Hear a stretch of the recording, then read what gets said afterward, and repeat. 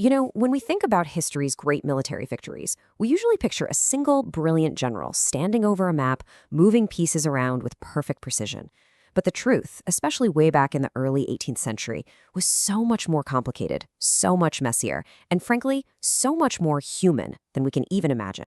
So let's just try to wrap our heads around this. It's the middle of the War of the Spanish Succession. The Duke of Marlborough is in charge of this enormous Allied army. We're talking British, Dutch, Danish, and German soldiers all thrown together. And your only way to communicate is by handwritten letters carried on horseback. One historian called it the Stone Age of Command, and he wasn't wrong.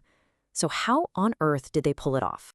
Well, the answer wasn't just Marlborough, as brilliant as he was. The real secret weapon, the thing that made it all work, was this huge and often totally forgotten network of staff officers. These guys were the real engine of the war machine. They were the managers who somehow had to turn this sprawling, chaotic mess into an army that could actually win. Okay, so let's break down how this command system actually worked. You basically had two main groups. First, there was the generality. Those are your top brass, high-ranking generals. But then you had the staff officers, and this was a really diverse bunch of guys responsible for, well, pretty much everything that kept the army alive and moving from one day to the next. And when I say they did everything, I really mean everything. Just think about it. The quartermaster general had to figure out where 90,000 men were going to march and where they'd all sleep every single night. The adjutants general were in charge of discipline. You had engineers planning sieges, logisticians trying to organize food and supplies, and the aides-de-camp were basically the Duke's personal troubleshooters. They were the army's entire nervous system, making sure orders got through and that the whole thing didn't just fall apart. But here's the thing. You shouldn't picture some sleek, modern bureaucracy. Not at all. This was a motley crew of aristocrats, professionals, and straight-up opportunists. In this world, your career really depended on who you knew, not just what you knew. Patronage and personal connections were everything. And you can see this system perfectly if you look at two of Marlborough's longest-serving aides. On one hand, you've got Henry Durrell. He's the son of a very respected scholar. And on the other hand, you've got Thomas Panton, whose dad was a famous gambler who literally won the entire family fortune in a single wild night of dice.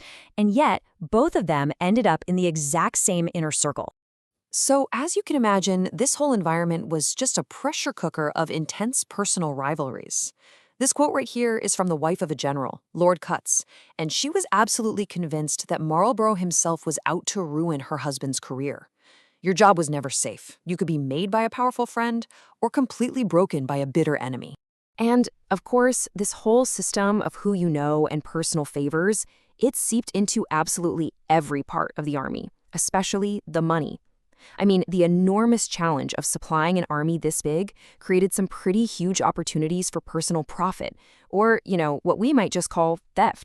So you look at this and you probably just see a boring old table of currency exchange rates, right? But think about it.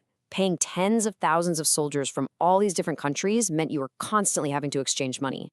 Dutch guilders, Flemish shillings, French gold coins, and all that complexity, that little gap between different kinds of money, well, that created a secret little opening for anyone who was smart enough to see it. Okay, so here's how the scheme worked. It was actually kind of brilliant.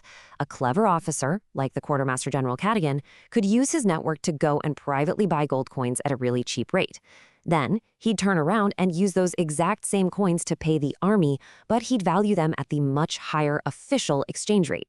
That difference, that little bit in the middle, that was pure profit, straight into his pocket. It was just considered a part of the business of war. So, on top of all the financial shenanigans, you had this simple, massive problem of just trying to keep 90,000 armed men in line.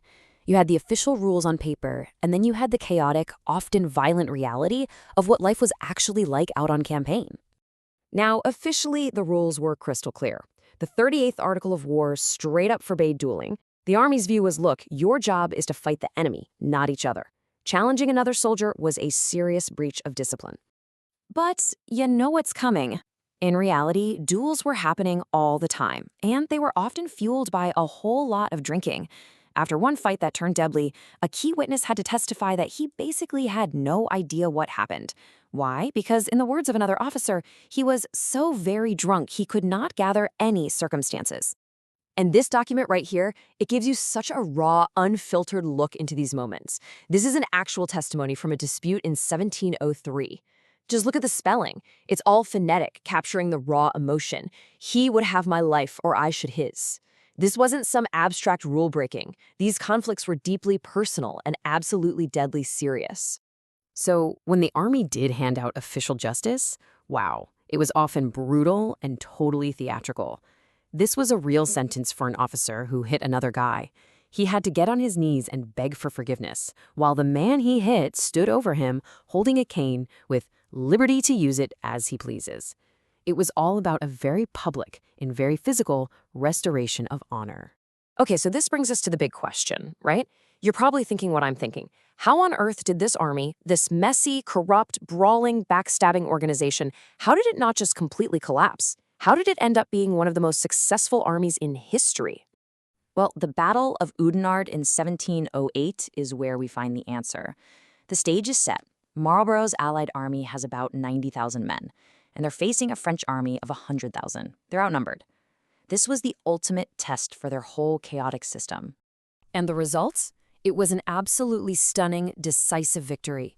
The French lost 15,000 men. The Allies lost fewer than 3,000. An eyewitness said the French were driven from ditch to ditch, from hedge to hedge, in great hurry, confusion, and disorder. So despite all of its flaws, this system of ambitious, competitive, and yes, often corrupt officers, it turned out to be brutally effective when it really mattered. So what's the lesson here? Their success didn't come from getting rid of all that messy human complexity. It came from harnessing it. It was a victory achieved through what you can only really call organized chaos. All that ambition, all the rivalries, the desire for personal profit, all that messy stuff was channeled by this loose but somehow functional structure into an unstoppable desire to win. And that kind of leaves us with a final thought, doesn't it? Maybe the real story of Marlborough's army shows us that true leadership isn't always about creating a perfect, orderly, pristine system.